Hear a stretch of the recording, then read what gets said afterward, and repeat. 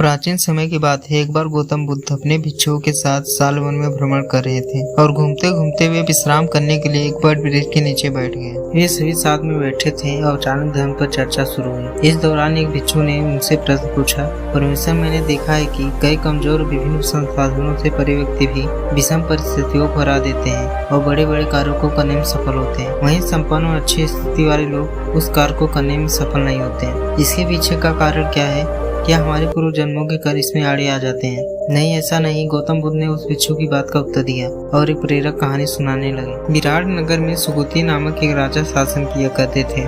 उनके पास लोसांग नाम का एक हाथी था। राजा ने कई सारे युद्धों में इसी पर सवार होकर विजय प्राप्त की थी। बालावस्था से ही लोसांग का इस प्रकार प्रशिक्षण किया गया जिससे वो आगे चलकर युद्ध कला में निपुण हो सके।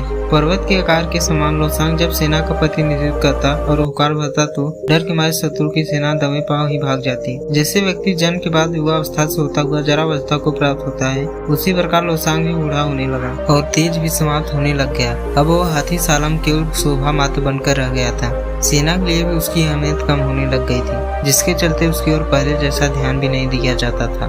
लोसांग को दिए जाने वाले भोजन की मात्रा भी कम कर दी गई थी।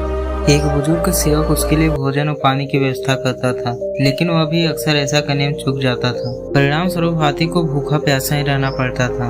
बहुत दिनों तक ऐसा ही प्यासा रहने के कारण एक दिन वह पानी की तलाश में हाथी शाला से निकलकर एक तालाब के पास जा पहुंचा। यह तालाब काफी पुराना था और लोसांग को पहले भी यहाँ लाया गया था। तालाब के पास पहुंचकर उसने भरपेट पानी पिया और फिर उस जल में स्नान को चला गया। उस तालाब में कीचड़ होने के कारण वह हाथी उसमें फंस गया।